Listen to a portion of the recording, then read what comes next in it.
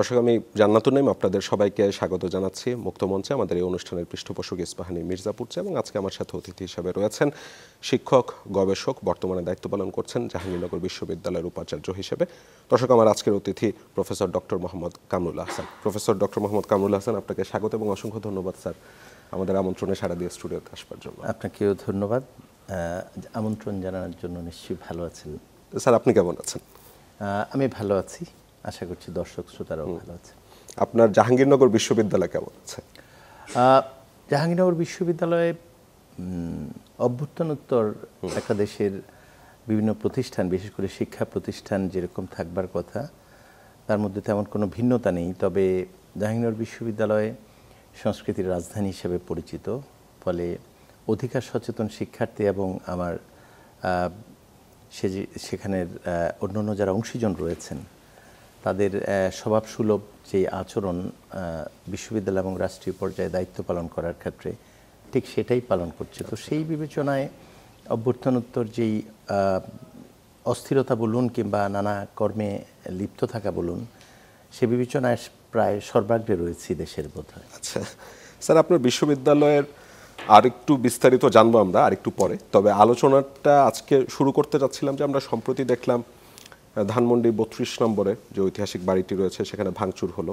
35 জেলায় আওয়ামী লীগের বিভিন্ন নেতাকর্মীদের বাড়িতে ভাঙচুর হয়েছে এবং পুরো সময়টাতে আমরা আইন শৃঙ্খলা যে বাহিনী রয়েছে তাদের নীরব উপস্থিতি লক্ষ্য করলাম। পরবর্তীতে অন্তর্বর্তী সরকারের প্রধান উপদেষ্টা 2 দিনে 3টা বিবৃতি দিয়ে তিনি মানুষকে শান্ত থাকবার অনুরোধ করেছিলেন। একজন উপদেষ্টা মাহফুজ আলম, তিনিও জনগণকে শান্ত থাকবার জন্য অনুরোধ করেছিলেন, তবে তাতে কাজ হয়নি। পরবর্তীতে আমরা দেখলাম হিউম্যান রাইটস ওয়াচ বলছে যে ক্ষমতাচ্যুত আওয়ামী লীগ সরকারের বিরুদ্ধে ক্ষোভ ন্যায্য হলেও আইনের লঙ্ঘনটা ন্যায্য নয় এবং সরকারের এমন বিবৃতি নির্ভর নির্লিপ্ততায় ক্ষোভ প্রকাশ করেছে টিআইবি বাংলাদেশও।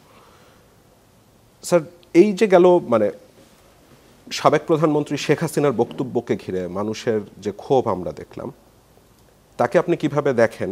এই ভাঙচুর একটা সভ্য দেশে কি আবার এ ধরনের ভাঙচুরও কোনোভাবে যৌক্তিক বলবার সুযোগ আছে নাকি? দেখুন, এখানে সরাসরি মন্তব্য করা খুব কঠিন কাজ, কিন্তু আমি যে বিষয়টা গুরুত্বের সাথে দেখতে চাই সেটা হচ্ছে যে এদেশের মানুষ 1971 সনে মহান মুক্তিযুদ্ধে ছাত্র জনতা একটি মানচিত্র অর্জন করেছে সংগ্রামের মধ্য দিয়ে। তারপরে আমরা কিন্তু ব্যর্থ হয়েছি। 90-তে আমাদেরকে আবার রাজনৈতিক দলগুলোর মধ্যে একমত হয়ে আমরা নির্বাচন করার উপযুক্ত নই এই বিষয়টি স্বীকার করে তত্ত্বাবধায়ক সরকারের ধারণা নিয়ে আসতে হলো। কিন্তু তারপরেও কিন্তু আমাদের পথে ফেরা হলো না। 16 বছর এমন একটি পরিস্থিতি পার করেছি যেখানে প্রধানমন্ত্রীকে পালিয়ে যেতে হয়, বিশ্ববিদ্যালয়ের উপাচার্যদেরকেও পালিয়ে যেতে হয়। এটা শুধুমাত্র এ দেশের জন্য নদীর বৃহীন নয়, আমার ধারণা গোটা পৃথিবীতে এই উদাহরণ পাওয়া মুশকিল। এরকম একটি পরিস্থিতিতে আমার যেটা মন্তব্য সেটা হচ্ছে, দেখুন, যে আচরণগুলো করছে সেটার হয়তোবা যৌক্তিক দৃষ্টিভঙ্গি থেকে একটা ব্যাখ্যা দাঁড় করানো যেতে পারে, একটা ন্যারেটিভ দাঁড় করানো যেতে পারে, কিন্তু এই দেশের মানুষের দেশটি স্বাধীন হবার পর যে গণপ্রত্যাশা ছিল সেখানে একাধিকবার ব্যর্থতার যেই আমরা পরিচয় দিয়েছে আমাদের অভিভাবকরা, কতিপয় ব্যতিক্রম ছাড়া। সেখানে আমার প্রত্যাশা হচ্ছে যে একটা দেশ কতবার অভ্যুত্থান অ্যাফোর্ড করতে পারে, এবং সর্বক্ষেত্রে আমরা দেখেছি ছাত্র জনতা জীবনের ঝুঁকি নিতে হয়েছে। এবার তো একেবারে শিশু থেকে শুরু করে শিক্ষার্থী এবং নারী শিক্ষার্থী, মধ্যবিত্তদের যে উপস্থিতি, সেটা গোটা জাতির হতাশা, ব্যর্থতা এবং অভিভাবকদের চরম ব্যর্থতার একটি প্রমাণ হিসেবে আমি এটাকে বিবেচনা করি। এরকম একটি পরিস্থিতিতে আমাদের একটি গুণগত পরিবর্তন গোটা জাতির প্রত্যাশা। সেক্ষেত্রে আমার মন্তব্য হচ্ছে যে আমরা প্রত্যেকেই তার যেই আচরণগুলো করছি তার একটি ব্যাখ্যা দাঁড় করাতে পারবো, কিন্তু আমরা যদি এই ভিন্ন ভিন্নভাবে নিজেদের প্রত্যাশার তালিকা থেকে সরে এসে একটি বিশেষ জায়গায় ঐক্যমতে পৌঁছাতে পারতাম তাহলে আমাদের আচরণগুলো নিয়ন্ত্রণ করা খুব সহজ হতো। দেখুন, পতাকা রক্ষা, দেশে একটা শৃঙ্খলা ফিরিয়ে আনা, দীর্ঘ সময় ভোট দিতে না পারার বেদনা, মানুষকে ভোটের কেন্দ্রে নিয়ে যাওয়া এবং তাদের মাধ্যমে নির্বাচিত একটা সরকার মানুষ প্রত্যাশা করে। সেই জায়গায় এই ধরনের আচরণ নানাজনকে অভিযুক্ত করা যাবে, কিন্তু প্রত্যাশা পূরণের ক্ষেত্রে চরম ব্যর্থতার বিষয়ে সন্দেহ থাকবার কথা নয়। দেখুন, এখানে যদি দায়বদ্ধ করতে চান এই আচরণগুলোতে, সেক্ষেত্রে দেখুন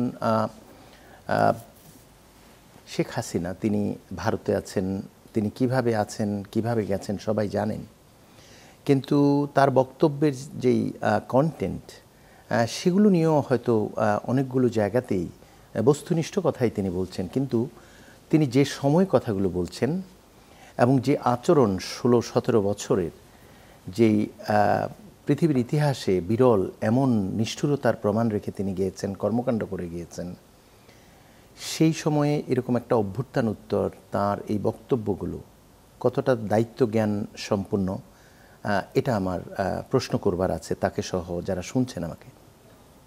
আমার মনে হয়েছে ক্রোধ উন্মত্ত এবং অনুশোচনাহীন একজন মানুষ হিসাবে তিনি নিজেকে উপস্থাপন করেছেন। এবং এখানে এত 2000 ছাত্র জনতা প্রাণ দিয়েছে, খেলনা নিয়ে খেলনারত ছোট শিশু যখন কোনো একটা বাসভবনের কোনো আঙ্গিনায় বারান্দায় প্রাণ হারায়, বিমানে বিভিন্ন জায়গা থেকে গুলিবর্ষণ করা হয় তার মাধ্যমে, সেই দায় সরকার প্রধান হিসেবে তাকে নিতে হবে। আমরা আলোচনায় কোথাও শুনিনি তিনি কোথাও অনুশোচনার কথা বলেছেন।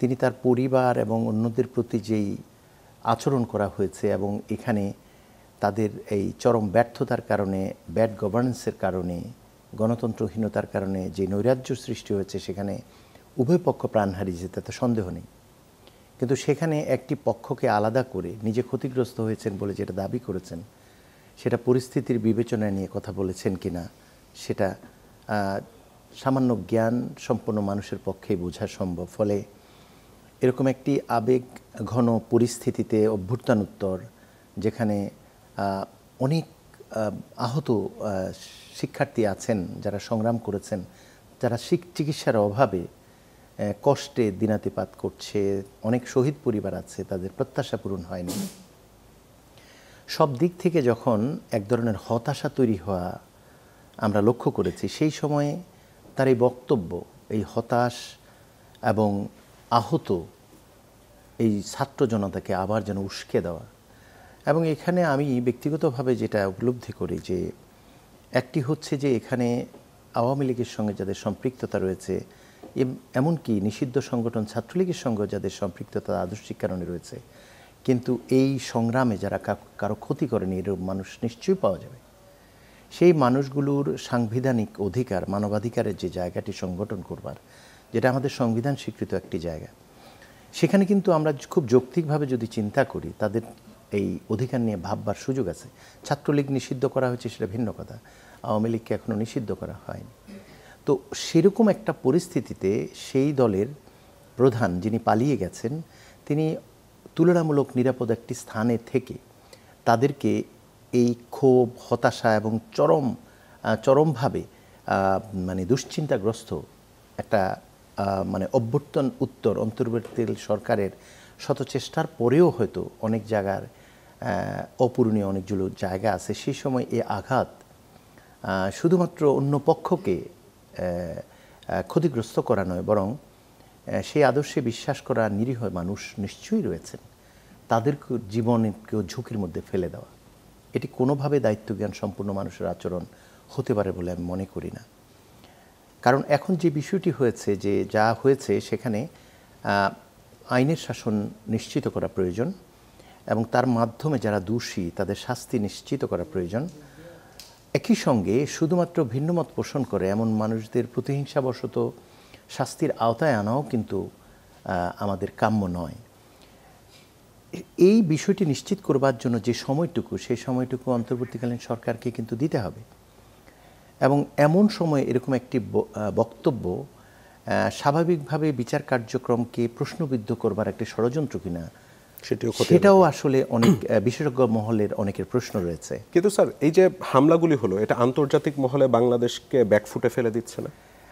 এটা তো এমন হতে পারে যে এখন যেই মানে জুলাই অভ্যুত্থানে অন্য পক্ষের যেই নির্মম অত্যাচার এবং নির্যাতনের বিচার যেটা হবে, সেই বিচারটা যখন চলমান একটা অবস্থায় আছে, একটি পর্যায়ে আছে, সেখানে মানুষের দৃষ্টিভঙ্গি এবং বিশ্ব নেতৃবৃন্দের দৃষ্টিভঙ্গিকে অন্যদিকে নেওয়ার একটা পরিকল্পনা তো থাকতেই পারে।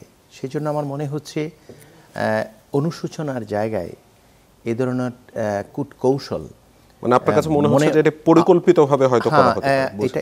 এটা আওয়ামী লীগকে সমর্থন করে এবং কোনো ধরনের খারাপ কাজে লিপ্ত নয় এমন মানুষ যারা আছেন, নিশ্চয়ই আছেন, সাধারণ মানুষ, কৃষক, শ্রমিক জনতার মধ্যে আছেন, তাদের জীবনকে ঝুঁকির মধ্যে ফেলা এবং তাদের জীবনের ঝুঁকির বিনিময়ে প্রকৃত দোষীদের শাস্তি লাঘব কিংবা বিষয়টাকে অন্যদিকে নেওয়ার ষড়যন্ত্র বলেও অনেকে মনে করেন, আমি দেখেছি। আচ্ছা স্যার, অন্তর্বর্তী সরকারের এই 6 মাসকে আপনি কিভাবে মূল্যায়ন করবেন? মানে এইবারে যে ঘটনা হলো এরপর অনেকেই বলছেন যে সরকারের কি তাহলে দেশের উপর কোনো রকম কোনো কন্ট্রোল নাই, আইন শৃঙ্খলা পরিস্থিতির উপর নাই? এই বিষয়টি আসলে আমি এ ব্যাপারে আমার বক্তব্যটি আমার জাহাঙ্গীরনগর বিশ্ববিদ্যালয়ের দায়িত্ব পালনের অভিজ্ঞতা থেকে দেওয়াটাই ভালো মনে করি। দেখুন, এই পরিস্থিতিতে বিশ্ববিদ্যালয়ের দায়িত্ব নেওয়ার পর অসংখ্য দাবির মুখোমুখি হয়েছে শিক্ষার্থীদের পক্ষ থেকে এবং দাবিগুলোর প্রায় সবগুলোই হচ্ছে যৌক্তিক। আচ্ছা, কিন্তু উপাচার্য হিসাবে আমার যে টিম, উপাচার্য, ট্রেজারার সহ আছেন, আমরা নতুন কোনো শিক্ষক নিয়োগ দেইনি, কোনো কর্মচারী নিয়োগ দেইনি। পুরনোদের সঙ্গেই আমরা কাজ করে যাচ্ছি এবং আমরা অপেক্ষাকৃত অনভিজ্ঞ নিশ্চয়ই, কারণ এর আগে এই দায়িত্ব আমি পালন করিনি। কিন্তু একটা সদিচ্ছা নিয়ে এই যাত্রা শুরু করার পরে আমি লক্ষ্য করেছি প্রায় দিনরাত কাজ করবার পরেও আমাদের শিক্ষার্থীদের যেই প্রত্যাশা সেটা পূরণ করার ক্ষেত্রে আমার শতভাগ সন্তুষ্টি নেই। যদিও খুব তাৎপর্যপূর্ণ কিছু কাজের বিষয় আপনি নিশ্চয়ই আলোচনায় আসবেন। সকল শিক্ষার্থীকে তাদের স্ব আসন দেয়া, এটা নজিরবিহীন একটি অর্জন জাহাঙ্গীরনগর বিশ্ববিদ্যালয়ের পক্ষ থেকে। এবং জাকসুর মতো এরকম একটি অর্থাৎ কেন্দ্রীয় ছাত্র সংসদ, হল সংসদ নির্বাচনের এই যে আমরা পরিকল্পনা করেছি, আমরা মের 3য় সপ্তাহ নাগাদ নির্বাচন করব এরকম ঘোষণা দিয়েছে এবং আমাদের জাকসুর গঠনতন্ত্র অনুযায়ী তফসিল ঘোষণার যেই তারিখ রয়েছে ন্যূনতম 21 দিনের মধ্যে, সেই পরিকল্পনা আমাদের রয়েছে। ফলে এটি প্রায় 3 যুগ পর একটি সিদ্ধান্ত নেওয়া হলো এবং আমরা প্রত্যাশা করি ছাত্র জনতা দীর্ঘ সংগ্রাম এবং তাদের যে প্রত্যাশার জায়গা সেটা হচ্ছে গণতন্ত্রের চর্চা, সেটা বোধহয় আমরা শুরু করতে পারবো সকলের সহযোগিতায়। এবং এই জায়গায় জাহাঙ্গীরনগর বিশ্ববিদ্যালয়ের শিক্ষার্থী, ছাত্র সংগঠন এবং অংশীজনদের সহযোগিতা তুলনাহীন। তো আমি যেটা বলছিলাম সেটা হচ্ছে যে সেখানে শত চেষ্টা করার পরেও আমরা লক্ষ্য করেছি আরও অনেক কিছু করবার আছে। তার মানে হচ্ছে অন্তর্বর্তী যে সরকার রয়েছে সেখানে বিশেষ করে ইউনূস স্যারের যেই দৃষ্টিভঙ্গি আমি যতটা বুঝি, তাতে করে তার সদিচ্ছা এবং তার ব্যক্তিগতভাবে তার পরিপক্কতা এবং তার লেভেল এ নিয়ে শত্রুরাও প্রশ্ন করার সুযোগ নেই।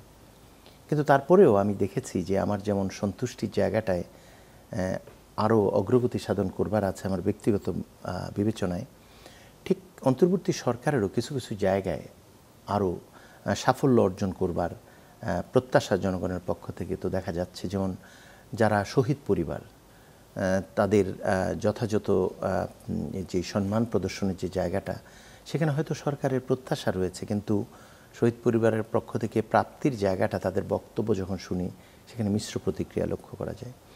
যারা আহত আছেন, যাদের চিকিৎসা অতি দ্রুত প্রয়োজন, সেখানে আমলাতান্ত্রিক জটিলতায় না গিয়ে সরাসরি এই জায়গাটি আসলে অ্যাড্রেস করা ভালো ছিল। যেমন 80 কোটি টাকা ডেফিসিট বাজেটের জাহাঙ্গীরনগর বিশ্ববিদ্যালয়ে শুধুমাত্র সদিচ্ছার একটা নিদর্শন হিসাবে প্রায় 37 লক্ষ টাকা আহত আমাদের যেই শিক্ষার্থীরা রয়েছে এবং 2-1 শিক্ষকও গুলিবিদ্ধ হয়েছেন আপনারা জানেন, তাদের জন্য আমরা দেওয়ার ব্যবস্থা করেছি। আমাদের সামর্থ্যের যে জায়গাটি আছে সেখানে সদিচ্ছা এবং সামর্থ্যের মধ্যে সমন্বয় করে আমরা চেষ্টা করেছি এবং সেই জায়গায় শিক্ষার্থী এবং শিক্ষার্থী এবং অংশীজনদের যে সন্তুষ্টির জায়গা, সেটা আমরা যা করেছি তার চেয়ে অধিক মাত্রায় লক্ষ্য করেছি। তাহলে দেখা যাচ্ছে যে এখানে আসলে সদিচ্ছার অভাব আছে, আমার সেটা মনে হয়নি। কিন্তু যারা এই কর্মযজ্ঞে লিপ্ত, তাদের যেই পরিমাণ সময় দেওয়া উচিত ছিল এবং মানে প্রাধান্য নির্ধারণে যেই আসলে আমাদের কর্মপন্থার দিক থেকে যে সাফল্য প্রদর্শনের সুযোগ ছিল, সেখানে ব্যত্যয় লক্ষ্য করা যাচ্ছে। ফলে আমি বিশ্বাস করি যে জুলাই আগস্ট হত্যাকাণ্ডের যে বিচার এবং শহীদ পরিবার এবং আহত যারা এখনও চিকিৎসা সঠিকভাবে পাচ্ছে না, এবং যারা ধরুন নানাভাবে ক্ষতিগ্রস্ত হয়েছে এই আন্দোলনে, ছাত্র জনতা, নারী, মধ্যবিত্তের মধ্যে তাদেরকে চিহ্নিত করে তাদের পাশে দাঁড়ানোর যে বিষয়টা, এই বিষয়টা বোধ হয় অন্য যে কোনো বিষয়ের চাইতে অধিক গুরুত্ব পাওয়া অতিশয় জরুরি। এবং সেক্ষেত্রে দেখুন, আরেকটা বিষয় আমার মনে হচ্ছে এখানে যে যারা আহত হয়েছেন এবং চিকিৎসাধীন, যারা শহীদ হয়েছেন সেটা একটি প্রেক্ষাপট, যারা আহত হয়েছেন যাদের এই মুহূর্তেই চিকিৎসা প্রয়োজন, তাদের এই আমলাতান্ত্রিক জটিলতার মধ্যে ফেলে যদি 1 বছর পর অর্থপ্রাপ্তি ঘটে, ততদিনে তারা আসলে প্রাণ হারাবার একটা ভয় থাকে। ফলে এই মুহূর্তে আমার যেই প্রতিষেধক, যে ঔষধটি প্রয়োজন, সেই টাকা, সেই সহযোগিতা, সেই চিকিৎসার কোনো বিকল্প কি আছে? এখানে অন্য কোনো জটিলতায় না গিয়ে সরাসরি সরকারের সঙ্গে আহত পরিবারের সম্পর্ক স্থাপন করাটাই বোধহয় সঠিক সিদ্ধান্ত ছিল। আমি এর বাইরে তেমন বেশি কিছু জানি না, তবে আমি প্রত্যাশা করি বোধোদয় হওয়াটা অতি জরুরি, এবং সেখানে কর্তা ব্যক্তি হিসাবে অধ্যাপক ডক্টর ইউনূস, অর্থাৎ ইউনূস স্যারের এই বিষয়টা ব্যক্তিগতভাবে ওনার বিবেচনায় সর্বাধিক গুরুত্ব যদি নিশ্চয়ই তিনি দেন, কিন্তু এক্ষেত্রে পদক্ষেপ গ্রহণ করলে বোধ হয় ভালো, আরও ভালো হতো। বাংলাদেশের একটি পত্রিকা আমি দেখছিলাম যে তারা সংবাদ করেছে যে বাংলাদেশও কি তিউনিসিয়ার মতো খাদে পড়তে যাচ্ছে নাকি, এবং তারা বেশ কিছু রেফারেন্স টেনে এনেছে। মানে তিউনিসিয়াতেও এই ধরনের গণ অভ্যুত্থান হয়েছিল, কিন্তু পরে গণ অভ্যুত্থান পরবর্তী সরকার জনতুষ্টিমূলক কাজ করতে যে কঠোর হতে পারেন অনেক ক্ষেত্রে, এবং পরবর্তীতে আমরা দেখেছি সেখানে সমানে সরকার পরিবর্তন হচ্ছে। আপনার কি এরকম কোনো আশঙ্কা আছে নাকি? দেখুন, বাংলাদেশের প্রেক্ষাপট যেটা, সেটা পৃথিবীর অন্য কোনো উদাহরণ টেনে সরাসরি ব্যাখ্যা করা সঠিক হবে কিনা আমি জানি না। এর কারণ হচ্ছে অভ্যুত্থানোত্তর ছাত্র জনতার মধ্যে যে ঐক্যটি থাকা দরকার ছিল, ঐক্যটি কি আছে? সেই ঐক্যের মধ্যে আমরা দেখেছি বৈচিত্র্যের নামে নানা বিভাজন তৈরি হয়েছে। বৈষম্যবিরোধী ছাত্র আন্দোলনের যেই তুলনাহীন নেতৃত্ব, সেটাই কিন্তু একটি বিশেষ মুহূর্তে কার্যকর হয়েছে। আপনি দেখুন, বিএনপি সহ বিরোধী দলগুলো প্রায় 63-64 দল দীর্ঘ সময়, এবং বিএনপির ইতিহাসে নজিরবিহীন যেই উদাহরণ স্থাপন করেছে সেটা হচ্ছে অহিংস আন্দোলন। সেটা দিয়ে যে প্রেক্ষাপট তৈরি হয়েছে, সেখানে গুম, খুন, অত্যাচার, মামলা, নানা ধরনের বিষয় ছিল। ফলে সেই জায়গাটায় কিন্তু আমরা গত বছর 28শে আগস্ট দেখলাম সর্বশেষ সমাবেশটি কিন্তু সফল হয়নি। কিন্তু আমরা পরবর্তীতে দেখলাম জুলাই আগস্টের এই আন্দোলনটি কিন্তু সফলতা লাভ করেছে। এর মানে হচ্ছে যে সেখানে আরেকটি বিষয় যুক্ত হওয়ার ছিল, শিক্ষার্থীরা সবাইকে একত্রিত করে আবারও মাঠে নেমেছে। এবং এখানে যে বিষয়টি স্বীকার করতেই হবে, পুলিশের বক্তব্য থেকে যেটা নিতে চাই, একজন মারি একজনই মরে। ফলে জুলাইয়ের এই অভ্যুত্থানে ছাত্র জনতা, শিক্ষার্থী, সকল রাজনৈতিক দল প্রত্যেকেরই অংশগ্রহণ ছিল। তবে বিশেষ বৈশিষ্ট্য হচ্ছে এটা যে কোনো সাউন্ড গ্রেনেড, কোনো গুলি, কোনো নির্যাতন, অত্যাচার একটি স্টেপ পেছাতে পারেনি ছাত্র জনতাকে। ফলে এই স্পিরিটটা আন্দোলনোত্তর 5ই আগস্টের পর আমার প্রত্যাশা ছিল যে ফ্যাসিস্টকে আসলে হটানো এবং গণতান্ত্রিক বাংলাদেশ বিনির্মাণ করা এবং বৈষম্যহীন একটা সমাজ প্রতিষ্ঠা করা। এবং এইটি করবার জন্য যেটা প্রয়োজন সেটা হচ্ছে সংস্কার এবং একটি নির্বাচন। এই জায়গাটিতে নানা মত পথের এই যে ন্যারেটিভ তৈরি করে নিজেদের মধ্যে বিভাজন তৈরি করা হয়েছে, সেখানে সকল পক্ষেরই দায় রয়েছে। এবং আমরা একটি পক্ষ অন্য পক্ষের সঙ্গে যখন ন্যারেটিভে আমরা ডায়ালগে যাই, সেই ডায়ালগটাকে ডিবেটে রূপান্তরিত করি। And for me there is a difference between dialogue and debate. আপনি যদি লক্ষ্যে পৌঁছাতে চান, প্রতিপক্ষের সঙ্গে আপনার মত বিনিময় হবে, যুক্তি পাল্টা যুক্তি হবে, কিন্তু লক্ষ্যে পৌঁছাবার ইতিবাচক একটি অঙ্গীকার আপনার থাকতে হবে। সেটা হচ্ছে আমরা এত বছর যা হারিয়েছি সেটা অর্জন করব। সেটা নিশ্চয়ই বৈচিত্র্যের নামে বিভাজনের মাধ্যমে হবে না। আর সেই দায়টি কোনো পক্ষই এড়াতে পারে বলে একজন সাধারণ শিক্ষক হিসাবে আমি সেটা পর্যবেক্ষণ করেছি, আমার মনে হয় না। ফলে বাংলাদেশের ভবিষ্যৎ কি সেটা নির্ধারণ করবে যেই ছাত্র জনতা, নারী শিক্ষার্থীরা এবং সকল রাজনৈতিক দলের প্রশ্নাতীত অংশগ্রহণ। আপনি দেখুন কতটা সফল হয়েছে ব্যানারটি। 64-65 দল সম্পৃক্ত হয়েছে তাদের ছাত্র জনতা, শ্রমিক, কৃষক নিয়ে একটি ব্যানারেই কিন্তু একত্রিত হতে পেরেছে। একাধিক ব্যানার প্রয়োজন হয়নি। এই যে রাজনৈতিক দলের বিচক্ষণতা, একটি আন্দোলনকে সফল করবার জন্যে, এই ফ্যাসিস্ট রিজিম থেকে বাংলাদেশকে উদ্ধার করবার জন্যে তারা যেই প্রাজ্ঞতার পরিচয় দিয়েছে রাজনৈতিক দলগুলো, সেই অভিভাবকত্বের অতিমাত্রায় প্রয়োজন এখন।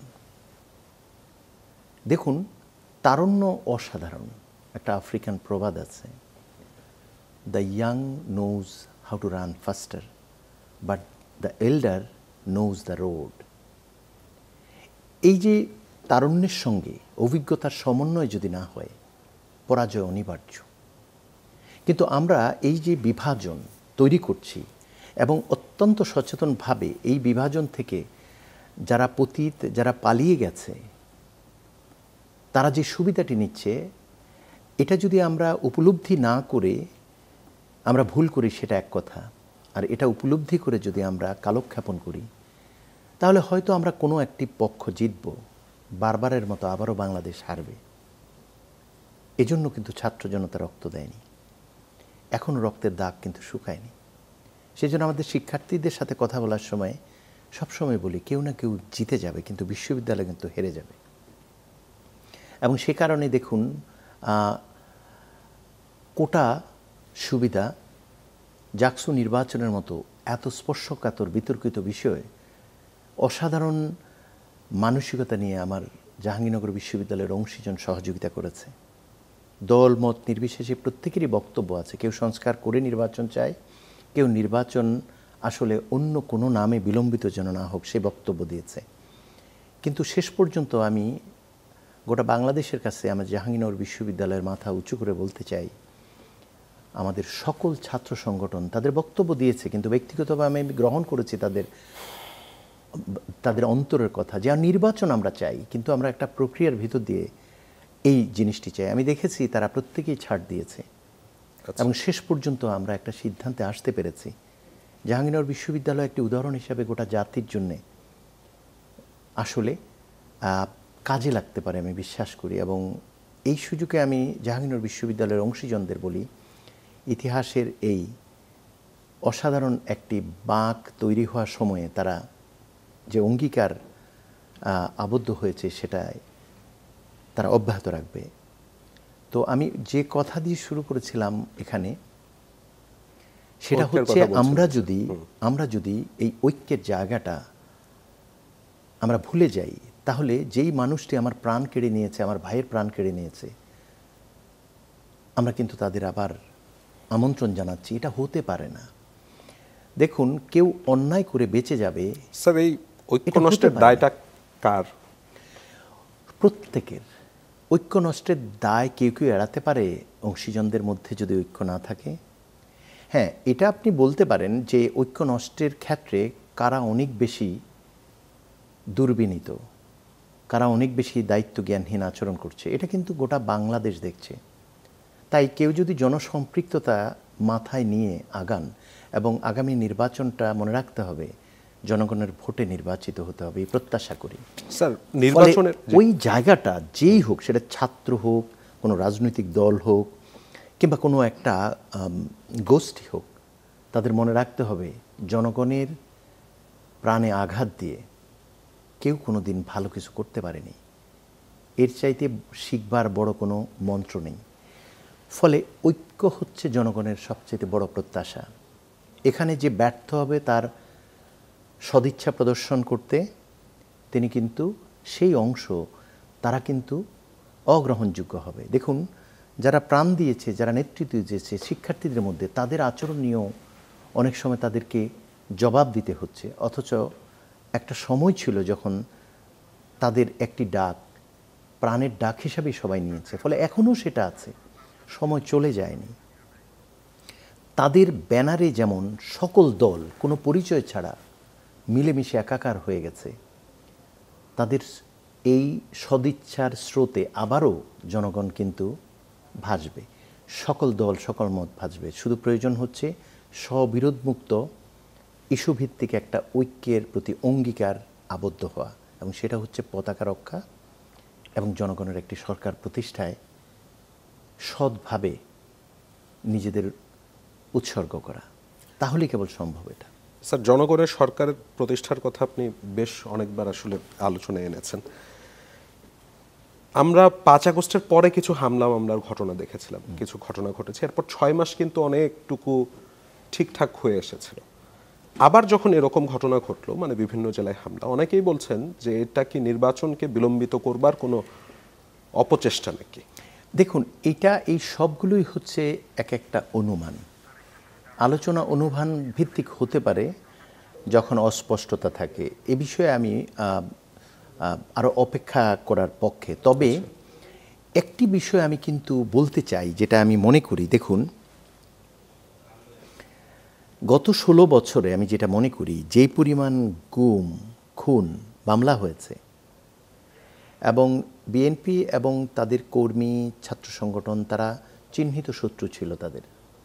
অন্যান্য ছাত্র সংগঠন তারা যেহেতু বিভিন্ন নামে বেনামে তাদের থাকতে হচ্ছে, নিষিদ্ধ করা ছিল ছাত্র শিবির, তাদের পক্ষে অনেকটা আত্মরক্ষা করার সুযোগ ছিল। কিন্তু বিএনপি যেহেতু সুনির্দিষ্টভাবে একটি রাজনৈতিক পরিচয়ে প্রতিপক্ষ হিসাবে চিহ্নিত ছিল এবং রাষ্ট্র ক্ষমতায় আসবার জন্য শক্তিশালী প্রতিপক্ষ হিসাবে সবসময় তারা বিবেচনা করত, ফলে তাদের প্রতি যে অত্যাচারগুলো হয়েছে, এই অত্যাচারগুলোর বিচার যদি না হয়, সে যেই সরকারে থাকুক, জনগণ কিন্তু তাদের একটি বিচার করবার একটা ক্ষমতা আছে এবং তারা সঠিকভাবেই করে, পক্ষপাত মুক্ত হয়ে। এই জায়গাটি কিন্তু খুব ভালো করে খেয়াল রাখতে হবে, এবং এই জায়গাটি যদি সঠিকভাবে অ্যাড্রেস করা না হয়, তাহলে নির্বাচিত সরকার এসে এটা করবে, এই বয়ানটি কিন্তু শক্তিশালী হয়। আরেকটি বিষয় দেখুন, আওয়ামী লীগ সেই পতিত সরকারের কথা দেখুন, তারা যে পরিমাণ জুডিশিয়াল মার্ডার করেছে, নির্বাচনের যেই 14, 18, 24-এর নির্বাচন করেছে, পৃথিবীর ইতিহাসে কোথাও ওগুলো খুঁজে পাওয়া যাবে না। মানে ডেমোক্রেসির কত ধরনের ডেফিনিশন আছে, সেটা 24-এ আমরা ডামি, আমি কি উদ্ভট নির্বাচন দেখেছি। তো টাকা পাচারের যে কাহিনী, অর্থ লোপাটের যে জায়গাটি, সরকারি কর্মকর্তা, পুলিশ ভাইদের, ছাত্রদের কিভাবে ধ্বংস করতে পারে অভিভাবকরা। অর্থাৎ একটা ঘরে অভিভাবক তার সন্তান, স্ত্রীকে যদি একজন পরিবারের কর্তা অ্যাবিউজ করে, এটা যেমন গত 16 বছর ছিল সেরকম। আমাদের শিক্ষার্থীরা কতটা প্রতিযোগিতামূলক পরীক্ষা দিয়ে বিশ্ববিদ্যালয়ে ভর্তি হয়। মোস্তাফিজের কথা আমার মনে হয় জাহাঙ্গীরনগর বিশ্ববিদ্যালয়ে আশ্রয়ণ প্রকল্পে তার মা থাকতো। ওই এলাকার সবচেয়ে মেধাবী ছেলে যখন সে ধর্ষক হিসাবে অ্যারেস্ট হয় জাহাঙ্গীরনগরে, মাদকাসক্ত হয়ে, ধর্ষক হয়ে, এবং সে এখনও সে কারাগারে আছে। কিন্তু অথচ এই ছেলেটির ইতিহাস তার মা চিৎকার করে বলছে যে আমার ছেলে এই এলাকার সবচেয়ে মেধাবী। ওই এলাকার মানুষগুলো কান্নাকাটি করছে, কে তাকে মাদকাসক্ত করলো? আন্তর্জাতিক সম্পর্ক বিভাগের মোস্তাফিজ অসাধারণ মেধাবী ছেলে ছিল, বের হয়েছে হলো ধর্ষক এবং মাদকাসক্ত সন্ত্রাসী হিসাবে। তাহলে দেখুন, আপনি যদি সঠিকভাবে পরিচালনা না করেন, তাহলে আপনার সঙ্গে যারা যুক্ত হবে তারা কিন্তু ভয়াবহ ক্ষতিগ্রস্ত হবে। আমি কিন্তু মোস্তাফিজকে দায়ী করি না, দায়ী করি সেই বিশ্ববিদ্যালয়ের প্রশাসনকে, যারা তাকে প্রশ্রয় দিয়েছে, যারা তাকে একজন উপার্জনকারী গ্র্যাজুয়েট হিসাবে উপার্জন না করে ছাত্র অবস্থায় চাঁদাবাজিতে যুক্ত করে দিয়েছে। এটি তো এক ধরনের অব্যবস্থাপনা এবং বিশ্ববিদ্যালয়ের অভিভাবকদের পক্ষ থেকে স্পয়েল করে দেওয়ার ক্ষেত্রে দায়িত্বজ্ঞানহীন আচরণ নয় কি? ফলে আমি মনে করি এই অবস্থায় যতগুলো অ্যাক্টিভিটিস হচ্ছে, সবচেয়ে গুরুত্বপূর্ণ হচ্ছে আমাদের ছাত্র সমাজ, আমাদের আমলা শ্রেণী, আমাদের পুলিশ বাহিনী, আমাদের বিচার বিভাগে যারা আছে, তাদেরকে এমন একটি জায়গায় নিয়ে আসতে হবে যারা অ্যাবিউজড হবে না অভিভাবক দ্বারা। এদেরকে দায়ী করবার আগে সরকারকে দায়ী করতে হবে। ফলে দায়িত্বটা কিন্তু এন্ড অফ দ্য ডে অভিভাবকের। ফলে এই মুহূর্তে সরকারের যে কাজটি করতে হবে, সক্ষমতাটা বিবেচনায় রাখতে হবে যদিও, যে বিচারের কাজটি সবার আগে করতে হবে, এবং এটা যত বিলম্বিত হবে নির্বাচনের দাবিটি তত শক্ত হতে থাকবে। বিশ্ববিদ্যালয়গুলোতে আমি লক্ষ্য করেছি শিক্ষার্থীদের মধ্যে দাবি আদায়ের ক্ষেত্রে আমি লক্ষ্য করেছি তাদের যে জায়গাগুলো তাদের কথা বলার জায়গা, যেমন ছাত্র সংসদ নির্বাচন, তারা খুব জাতীয় পর্যায়ে নির্বাচন করার বিষয়টা অভিন্ন। ফলে ন্যূনতম সংস্কারের সাথে নির্বাচনকে সম্পৃক্ত যদি না করা যায়, গণপ্রত্যাশার এখানে বিরুদ্ধে যাওয়া হবে এবং সেক্ষেত্রে সরকারের সাফল্য প্রশ্নবিদ্ধ হবে। সেই জন্য আমি মনে করি কেউ যদি মনে করে যে গতদিন যেই ভাঙচুর হয়েছে নানা জায়গায়, আমি মনে করি অনুশোচনাহীন বিকারগ্রস্ত বক্তব্য এখানে অবশ্যই দায়ী। একই সঙ্গে আমি বলবো যে এত গুণ, এত খুন, এত অত্যাচার এবং বিচারের আওতায় আনা অতি জরুরি এই সময়টাতে আইনকে হাতে নেওয়া, অপরাধীদের আসলে বাঁচিয়ে দেওয়ার আন্তর্জাতিক ষড়যন্ত্র বা আঞ্চলিক ষড়যন্ত্রে পা দেওয়া কিনা এটা ভেবে দেখতে হবে। কারণ আমরা যে কোনো সময় একটা ভবন ভেঙে দিতে পারি, যে কোনো সময় এই আচরণ করতে পারি সংঘবদ্ধ হয়ে, অন্য পক্ষ হয়তো আমাদের প্রতিহত করতে পারে, এখানে হয়তো আমরা বিজয় অর্জন করতে পারি। কিন্তু সবচেয়ে গুরুত্বপূর্ণ কথা হচ্ছে যার বিরুদ্ধে আমি অভিযোগ করেছি, আমরা এমন একটা সমাজ তৈরি করবার জন্য আন্দোলন করেছি যে একজন অপরাধীও আইনি সহায়তা পাওয়ার সুযোগ পেতে হবে, অধিকার রাখে এবং এমন একটি সমাজ যদি আমরা প্রতিষ্ঠিত করতে না পারি, তাহলে আবু সাইদ মুগ্ধদের রক্তের সঙ্গে প্রতারণা হবে। সেটা যেই করি, শিক্ষার্থী হিসাবে করি, কোনো উপদেষ্টা হিসাবে করি, কিংবা উপাচার্য হিসাবে করি, অথবা কোনো সন্ত্রাসী হিসাবে করি, যে যাই করি। স্যার, আপনি এই যে গেল 16 বছরের যে গুম খুনের কথা বলছিলেন, তার প্রতিবাদ করতে পারত দেশের শিক্ষক সমাজ, বুদ্ধিজীবী সমাজ, তারা কি করেছিল? তাদের ওই সময়কার ভূমিকাকে আপনি কিভাবে দেখবেন? দেখুন, আমি এই জায়গাটায় শুধুমাত্র পালিয়ে যাওয়া সরকার প্রধানকে একটু সুযোগ দিতে চাই। ঢাকা বিশ্ববিদ্যালয়ের শিক্ষক সমিতিতে একটি ডেমনস্ট্রেশনে একজন শিক্ষক বলেছিল যে করোনায় যে অজুহাতে, আপনার খেয়াল আছে, এই সরকারকে আরো 5 বছর বাড়িয়ে দেওয়া হোক। আপনি চিন্তা করতে পারেন একটা বিশ্ববিদ্যালয়ে একজন পেশাজীবী, একজন শিক্ষক নেতা এভাবে কথা বলতে পারে? আপনার কি মনে আছে কত গুণ, কত খুন, কত অত্যাচার? আমরা তো দেখেছি বিশ্বজিৎ আবরারদের সেই নৃশংস হত্যাকাণ্ড। আমরা কি দেখেছি ছাত্র সংগঠন, বিশেষ করে ছাত্রলীগের পক্ষ থেকে কোনো বক্তব্য দেওয়া হয়েছে? বরং আক্রমণ করার অভিযোগ তাদের বিরুদ্ধেই ছিল। তাদের যে অভিভাবক সংগঠনগুলো ছিল, যারা বিভিন্ন সময় জাতীয় পর্যায়ে বিবৃতি দিয়ে থাকে, যেমন ডামি নির্বাচন, 7 জানুয়ারি ডামি নির্বাচন আনন্দমুখর পরিবেশে করবার জন্য বুদ্ধিজীবীদের পক্ষ থেকে তথাকথিত আমি বলবো অংশগ্রহণ করবার পরামর্শ দিয়েছে। তাহলে আবরার কিংবা বিশ্বজিৎদের প্রাণ যখন কেড়ে নেয় নৃশংসভাবে, সেটার বিরুদ্ধে ওনারা কোনো বিবৃতি দিয়েছে কিনা, দিয়ে থাকতে পারেন, আমার স্মরণে আসছে না। অথচ 7 জানুয়ারি অংশগ্রহণমূলক নয় এবং বাংলাদেশ আওয়ামী লীগকে ধ্বংস করবার জন্য সর্বশেষ প্যারেকটি ঠুকেছে 7 জানুয়ারির নির্বাচন। সেই নির্বাচনকে কিন্তু সমর্থন করেছে এদেশের একটি মহল, যাদেরকে আমরা বুদ্ধিজীবী হিসাবে চিনি। আমি অত্যন্ত দুঃখিত একজন শিক্ষক হিসাবে আমার সহকর্মীদের নিয়ে এমন কথা বলতে হচ্ছে, তাহলে দায় কি একা শেখ হাসিনার? আমরা দেখেছি এই জায়গাটাতে একটা বড় ধরনের পচন হয়েছে। ফলে এই ২৪-এর গণ অভ্যুত্থানের পরবর্তী পেশাজীবী যেই সংগঠনগুলো আছে, বিশেষ করে বিশ্ববিদ্যালয় পর্যায়ে শিক্ষকদের বা বিভিন্ন পেশাজীবীদের, সাংবাদিক বলুন, গণমাধ্যমের কর্মীদের বলুন, তাদের একটা বড় ধরনের, ডাক্তার, ইঞ্জিনিয়ার বলুন, আইনজীবী বলুন, একটা বড় দায়িত্ব আছে। আমাদের শুরু করতে হবে। আমরা যেই প্রতিজ্ঞাটা নিয়ে দেশটা স্বাধীন করেছি, আমরা কিন্তু কিছুদিন পরেই বাকশাল করে শেষ করে দিয়েছি। আমরা এই যে আগে বললাম, আমরা ৯০-তে ছাত্র জনতার চাপে আমরা রাজনৈতিক দলগুলোকে ঐক্যবদ্ধ হয়ে, আমি বলছি না সবাই একমত ছিল না, আমরা একমত হতে দেখেছি এবং আমরা কয়েকটি নির্বাচন অপেক্ষিত গ্রহণযোগ্য দেখেছি তত্ত্বাবধায়ক সরকারের অধীনে। আমরা বলতে চাই, ব্যক্তিগতভাবে আমি বলি যে আমরা কবে উপযুক্ত হব দলীয় সরকারের অধীনে নির্বাচন করার? আমরা যারা দল করি তাদের জন্য কি এটা একটা চরম চ্যালেঞ্জ নয়? আর এই চ্যালেঞ্জটি নেওয়া কি উচিত নয়? দলগুলোর এই চ্যালেঞ্জটি নিতে হবে যে দলীয় সরকারের অধীনে নির্বাচন গ্রহণযোগ্য হতে পারে। পেশাজীবী সংগঠনগুলোর আবরার কিংবা বিশ্বজিতের হত্যাকাণ্ডের সময় তাদের আদর্শিক সংগঠন সরকারে থাকলেও প্রতিবাদ করবার অভ্যাস তৈরি করতে হবে। এবং এইবার আমরা প্রত্যাশা করি প্রত্যেকটি পেশাজীবী অত্যন্ত দায়িত্বপূর্ণ আচরণ করবে।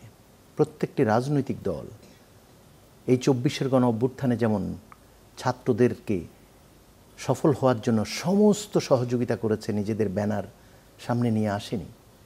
কি অসাধারণ প্রাজ্ঞতা, কি তুলনাবিহীন সহযোগিতা ফ্যাসিস্টকে বিদায় করবার ক্ষেত্রে। তাহলে এখন সেটা অব্যাহত রাখতে হবে এবং যারা পারবে, যারা রাখবে, তারা জনসন্তুষ্টি তৈরি করতে পারবে এবং এটাই হচ্ছে প্রকৃত লক্ষ্য এখন। ফলে আমি মনে করি আমাদের অনেক কষ্ট মানুষের মনে আমি দেখতে পাচ্ছি। মানুষ খুবই অসহায় অনুভব করে, কার কাছে যাব, কোথায় যাব। শুধুমাত্র একটা সদিচ্ছা নিয়ে যদি কোনো রাজনৈতিক দল, কোনো পেশাজীবী সংগঠন কিংবা বর্তমান সরকার এগিয়ে আসে, মানুষের প্রাণ জয় করতে পারবে। এবং সেটা কোনো কঠিন কাজ নয়, শুধু সদিচ্ছা এবং চেষ্টা প্রয়োজন।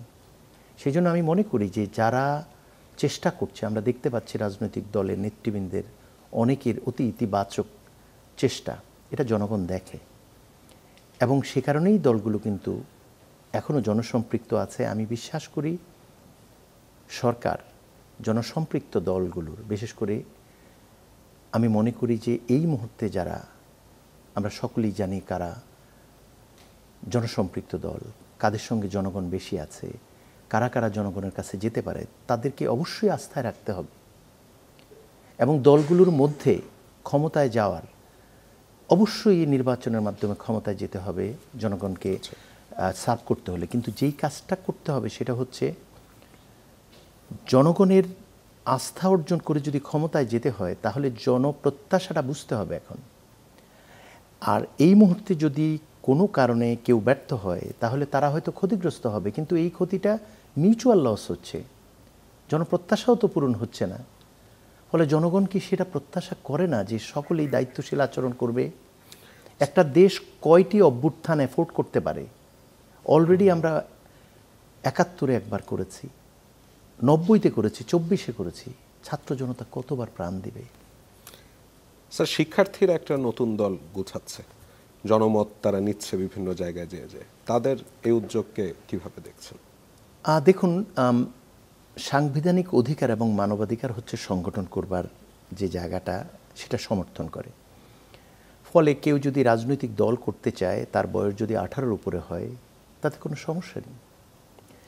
কিন্তু দল গঠনের বিচক্ষণতা সবসময় দলকে একটা টেকসই অবস্থান তৈরি করে দেয়। এই যে জনগণের যে মনস্তত্ত্বটা, গণমনস্তত্ত্বটা বোঝা খুব জরুরি, শুধু অপরচুনিটি নয়।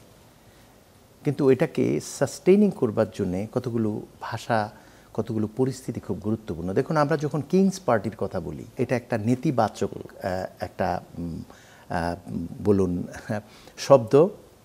সো আমাদের এই শব্দটি যদি কেউ ব্যবহার করার সুযোগ পায়, তাহলে সময়টা বিবেচনায় নেওয়া খুব বিচক্ষণতার লক্ষণ। কারণ শিক্ষার্থীদের যে অবদান, এটা কিন্তু একটু গভীরে গেলেই আপনি অনুভব করবেন। দেখুন, বেগম খালেদা জিয়া তিনি শুধু কাগজে কলমে আপসীন নয়, অসাধারণ জীবিত কিংবদন্তি।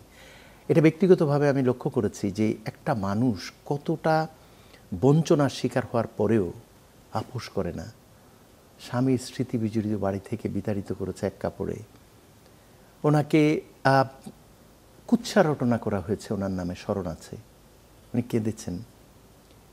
সেই মানুষটা কিন্তু কোনো না কোনোভাবে বেঁচে আছেন, অনেক নির্যাতনের শিকার হয়েছেন। উনি হয়তো সুযোগ পেতেন, একাগারও আমরা দেখেছি উনি বলছে দেশ ছাড়া বাইরে যাওয়ার সুযোগ নেই।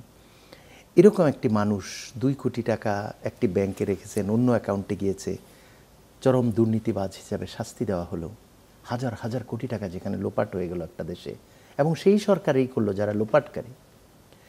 এরকম একটি মানুষ যখন প্রাণে বাঁচবার জন্য 63-64 দলের গণতন্ত্র পুনরুদ্ধারের পাশাপাশি বেগম খালেদা জিয়ার মুক্তির বিষয়টিও ছিল, তারা কিন্তু মুক্ত হতে পারেনি।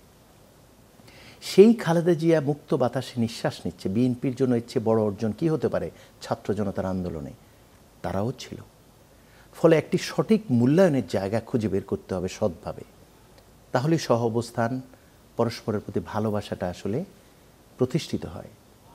আপনার সঙ্গে আমি যুদ্ধে যাব এই প্রতিজ্ঞা করে আপনার সঙ্গে আমার ভাব হবে কি করে? ফলে আমি মনে করি যে শিক্ষার্থীদের এই যে নতুন কিছু দল করবার চেষ্টা, নতুনভাবে প্রতিষ্ঠিত হবার চেষ্টা, এটা শুধুমাত্র ক্ষমতায় যাওয়ার দৃষ্টিতে দেখলে কি চলবে? এটা তো এমনই একটি কথা, গণপ্রত্যাশা পূরণ করতে ব্যর্থ হচ্ছে হয়তো অন্যরা, সেই জায়গাটি তারা খুঁজে বের করার চেষ্টা করছে। কিন্তু একই সঙ্গে কিংস পার্টির যেই অভিযোগ, সে বিষয়টিও মাথায় রাখতে হবে। ফলে আমরা যদি গণপ্রত্যাশা পূরণ করতে চাই, সেটা রাজনৈতিক দল গঠন করার মাধ্যমেই হোক অথবা ইস্যুভিত্তিক ঐক্যের মাধ্যমে এই অভ্যুত্থানকে সফল করার চেষ্টাই করি, আমাদের সবচেয়ে গুরুত্বের সাথে বিবেচনা করতে হবে মানুষ কি চায়। এবং এই চাওয়ার সাথে যদি আমার কর্মের সম্পর্ক না থাকে, ব্যর্থতা অনিবার্য, এটা শুধু সময়ের ব্যাপার। প্রত্যেককে এ থেকে শিক্ষা নিতে হবে। স্যার, আপনি শিক্ষকদের কথা বলছিলেন যে বিগত সরকারের সময় শিক্ষকদের একটা দায় আছে স্বৈরাচার হয়ে ওঠার পেছনে। তো আপনি উপাচার্যদের পালিয়ে যাবার কথা বলছিলেন। আমি দেখেছিলাম যে অন্তত 18 জন উপাচার্যের বিরুদ্ধে দুর্নীতি, স্বজনপ্রীতি এই ধরনের অভিযোগ শোনা গিয়েছে। শিক্ষকরা চরমভাবে দলীয়করণ করেছে। শিক্ষক রাজনীতিকে আপনি কিভাবে দেখেন? আপনিও তো শিক্ষক রাজনীতির সাথে জড়িত আছেন। এটা ঠিক বলেছেন। শিক্ষক রাজনীতি আসলে আমাদের যেই বিশ্ববিদ্যালয়ের অ্যাক্ট 73 যেটা আছে, জাহাঙ্গীরনগর, ঢাকা, চট্টগ্রাম, রাজশাহী, আমাদের এই অ্যাক্টে আসলে শিক্ষক, কর্মকর্তা, কর্মচারী সকলের মত প্রকাশের বা সংগঠন করবার বিষয়ে বাধা নেই। কিন্তু আমরা দেখেছি যে দীর্ঘ সময়ে শিক্ষক রাজনীতি, কর্মকর্তা কর্মচারী রাজনীতির বিষয়ে মানুষের অত্যন্ত নেতিবাচক একটা মনোভাব রয়েছে। এর কারণ হচ্ছে যে ঢাকা বিশ্ববিদ্যালয়ের গত টার্মে আপনি দেখুন, যেই শিক্ষক নিয়োগ হয়েছে, শিক্ষক রাজনীতি কেন, সাংবিধানিক অধিকার থাকলেও কেন মানুষ এই বিষয়টাকে গ্রহণ করতে চাচ্ছে না, গণঘৃণা যেটা তৈরি হয়েছে, তার কারণ হচ্ছে দেখুন, ওখানে সিন্ডিকেট নির্বাচন হয়েছিল ঢাকা বিশ্ববিদ্যালয়ে। ইতিহাসে নজিরবিহীন ঘটনাগুলো ঘটেছে তখন, যে সিন্ডিকেট নির্বাচনে অন্য পক্ষের পেশাজীবী সংগঠন থেকে একজন প্রভাষক সহকারী অধ্যাপক দাঁড়াবার খুঁজে পায়নি। তাহলে কি 800-900 শিক্ষকের মধ্যে একজনও ভিন্ন মতাবলম্বী ছিল না? তাহলে যত কৌশল করে বলা হোক না কেন, বিশ্ববিদ্যালয়ের উপাচার্য যেমন দলীয় বিবেচনায় নিয়োগ হয়েছে, তেমনিভাবে অঙ্গীকার আবদ্ধ উপাচার্যরা দলীয় বিবেচনায় শিক্ষক নিয়োগ দিয়েছে। এটার জন্য রকেট বিজ্ঞানী হওয়ার তো প্রয়োজন নেই। তাহলে আপনি আপনার এই অ্যাক্টিভিটিজের মাধ্যমে আপনার পেশাজীবী সংগঠনের সদস্য বাড়ালেন, আপনি আপনার ক্ষমতাকে প্রলম্বিত করলেন, আপনি যেই সরকার প্রধান আপনাকে নিয়োগ দিয়েছে তার সন্তুষ্টি অর্জন করলেন, কিন্তু আপনি ধ্বংস করে দিলেন আপনার সন্তানের শিক্ষা জীবন। যেমন একজন উপাচার্যের সন্তান যদি ধরুন ঢাকা বিশ্ববিদ্যালয়ের শিক্ষার্থী, তিনি কিন্তু রাজনৈতিক বিবেচনায় বা অর্থের বিবেচনায় আসা শিক্ষকের শিক্ষার্থী হলো, আপনি আপনার সন্তানের কাছেই দায়বদ্ধ হয়ে গেলেন, আপনার সন্তানই আপনাকে ঘৃণা করবে। আর এই কাজগুলোই হয়েছে, এজন্যই শিক্ষক রাজনীতির প্রতি ঘৃণা তৈরি হয়েছে। আসলে শিক্ষক রাজনীতির এই বিষয়টি যখন দেওয়া হয়েছে তখনও কিন্তু সন্দেহ করা হয়েছিল, বিশেষ করে বুয়েট এবং কৃষি বিশ্ববিদ্যালয়ের যখন অ্যাক্ট করার ইস্যুটা এসছে, তখন তৎকালীন রাষ্ট্রপ্রধান কিন্তু বলেছিলেন এই দুইটা বিশ্ববিদ্যালয় নষ্ট না করি। আইনুন নিশাত তার বক্তব্যে বলেছিলেন, আইনুন নিশাত স্যার। তাহলে কি আমাদেরকে নষ্ট করা হয়েছে? আমি একমত নই পুরোটা, তবে স্বাধীনতা চর্চা করবার জন্য একটা উপযুক্ততা প্রয়োজন। বিশ্ববিদ্যালয়ের উপাচার্য ক্ষমতা নয়, দায়িত্ব। স্যার, সময় প্রায় শেষ হয়ে গেছে। শেষ একটা ব্যাপার আপনার কাছে জানতে চাচ্ছিলাম, সম্প্রতি পোষ্য কোটা বাতিল করলেন, রিয়াকশন কেমন পাচ্ছেন? দেখুন, পোষ্য কোটার বিষয়টা হচ্ছে এরকম যে আমাদের শিক্ষার্থীরা অত্যন্ত ক্ষুব্ধ, যে কারণে পোষ্য কোটায় ভর্তি হওয়া কিছু শিক্ষার্থী গত রেজিমে তারা কিন্তু নারকীয় সন্ত্রাসী হয়ে উঠেছে। তাদের মানে এটা পোষ্য কোটা নয়, আসলে পোষ্য ভর্তি। হ্যাঁ, একটা কোটা হচ্ছে কি জিনিস, ধরুন আমরা 2,000 শিক্ষার্থী ভর্তি করব। এখানে মুক্তিযোদ্ধা কোটা বলুন বা খেলোয়াড় কোটা বলুন, ওগুলোর মধ্যে ভাগ বসিয়ে দিচ্ছে। যেমন আপনি 2%, 3%, 5% যদি নেন, তাহলে নির্ধারিত মেধার যেই এই 2,000-এর মধ্যে এই কটা সিট আমি দিয়ে দিচ্ছি ওদের। কিন্তু পোষ্য ভর্তি মানে হচ্ছে যে এরা যদি ভর্তি হয় তাও যে 2,000 সেটাই থাকবে, না হলেও 2,000 থেকে একটাও বাড়বে না, অর্থাৎ প্রাতিষ্ঠানিক একটা সুবিধা। কিন্তু এই সুবিধা পাওয়া শিক্ষার্থীরা দুই কারণে তাদের ক্ষোভের কারণ। একটা হচ্ছে অপেক্ষিত কম মেধাবীরা এসে এখানে এক ধরনের ভারসাম্যহীনতা তৈরি করে, তারা আসলে শিক্ষা জীবন শেষ করতে পারে না, ডিপার্টমেন্ট এবং অন্য অন্য জায়গায় বার্ডেন হয়, এবং বন্ধুদের সঙ্গেও তাদের কালচারাল যে গ্যাপ থাকে সেই জায়গাটায় তারা আসলে এক ধরনের তাদের পর্যবেক্ষণ রয়েছে। আর দ্বিতীয়টা হচ্ছে এদের মধ্যে যারা ট্র্যাকলেস হয়, তারা ওই ছাত্র রাজনীতির এই অন্ধকার পথে জড়িয়ে তারা এক একজন হত্যাকারী হয়ে ওঠে, এবং তারা হল দখল, গণরুম সৃষ্টি করার নিয়ামক হয়ে উঠেছিল। ফলে তারা এই জিনিসটি চায় না। তো আপনি যদি কোটা বলুন, কোটার দৃষ্টিকোণ থেকে পোষ্য কোটা আসলে কোটা নয়, এটা পোষ্য সুবিধা। এটা এই যে যেমন আমরা বাদ দিয়েছি ওখানে, এতে করে একজনও মেধাবী শিক্ষার্থীর ভর্তির সুযোগ তৈরি হলো না। কিন্তু তারা আসলে ওই জিনিসটি চায় না, অপেক্ষিত কম মেধাবীরা এসে এখানে ভারসাম্যহীনতা তৈরি করুক অথবা সন্ত্রাসী হয়ে উঠুক, হল দখল করুক, তাদের তো থাকবার কথা নয়। পুরাতন এক্সপেরিয়েন্স থেকে আমার ধারণা যদি এমন হতো যে অতীতের অভিজ্ঞতাগুলো সহায়ক হতো, আনন্দময় হতো শিক্ষার্থীদের জন্য, তাহলে পোষ্য ভর্তির এই বিষয়টি পোষ্য কোটা নামে প্রচার হতো না এবং এই ক্ষোভটি তৈরি হতো না। জানি না আমাদের সমাজ ব্যবস্থা কখনো এরকম হবে কিনা, যখন অপেক্ষিত দুর্বল যারা আমার চা খাওয়ার ব্যবস্থা করে দিচ্ছে, চতুর্থ শ্রেণীর একজন কর্মচারী সারাটা জীবন কাটিয়ে দিল বিশ্ববিদ্যালয়ে, তার একটি সন্তান যদি গ্র্যাজুয়েট হতে পারে, সে যদি একটা চাকরিজীবী হতে পারে, ওই পরিবারের সমস্ত কিছু পরিবর্তন হয়ে যায়। এটা ছিল ইতিবাচক ভাবনা। সেই ভাবনাটি আসলে অভিভাবকদের এই চরম ব্যর্থতা, ব্যাড গভর্নেন্সের কারণে সর্বস্তরে সব কিছু ধ্বংস করে দিয়েছে। আপাতত শিক্ষার্থীদের এই আবেগের কাছে অন্য কোনো যুক্তি আসলে দাঁড় করাবার মতো আমাদের কাছে নেই। তো আমরা বিশ্বাস করি আমরা সকলে মিলে অংশীজনদের একটা পারস্পরিক বোঝাপড়া এবং সকলের সুবিধা নিশ্চিত করার একটা ভবিষ্যৎ বাংলাদেশ নিশ্চয়ই পাবো, যদি আমরা আমরা লক্ষ্যচ্যুত না হই, যদি বৈচিত্র্যের নামে বিভাজন আর ওই দায়িত্বকে ক্ষমতা না মনে করি, ক্ষমতা যাওয়ার জন্য আমরা অশুভ যুদ্ধে লিপ্ত না হই, হয়তো বা ভালো ভবিষ্যৎ অপেক্ষা করবে, তখন সবাই আবার সুবিধা পাবে। সেই ভালো ভবিষ্যতের প্রত্যাশাতেই স্যার থাকলাম। আপনাকে অসংখ্য ধন্যবাদ আজকে আমাদেরকে এতক্ষণ সময় দেওয়ার জন্য। আজকে অনুষ্ঠানটা এখানে শেষ করতে যাচ্ছি। আপনাকেও ধন্যবাদ। দর্শক শ্রোতা যারা আছে সবাই ভালো থাকবেন। দর্শক, এরই সাথে শেষ করছি আজকের মুক্তমঞ্চ। যারা এতক্ষণ আমাদের সাথে ছিলেন তাদের সবাইকে অসংখ্য ধন্যবাদ এবং শুভরাত্রি।